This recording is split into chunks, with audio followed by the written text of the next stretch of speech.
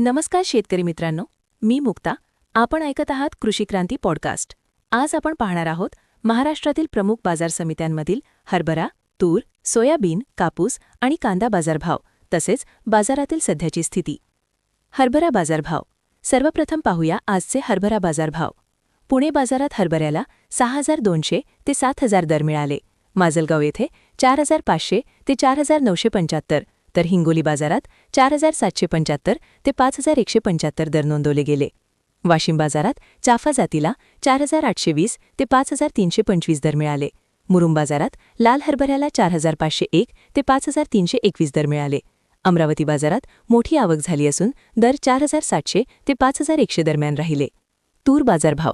आता पाहूया तूर बाजार स्थिती. अकोला बाजारात तुरीला 7,300 ते 8,165 दर मिळाले.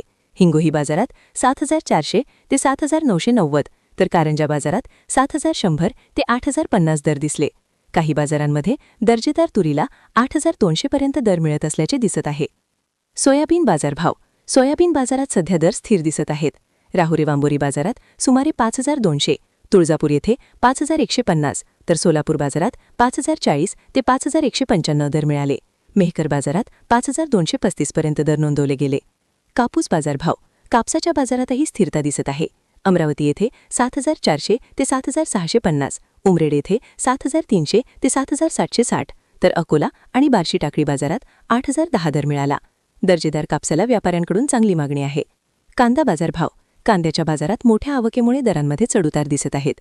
चंद्रपूर बाजारात 2,000 पर्यंत दर, पुणे पिंपरी येथे 1,600 पर्यंत, तर येवला आणि मालेगाव येथे 150 ते 1,122 दर दिसले. आजचा बाजार ट्रेंड.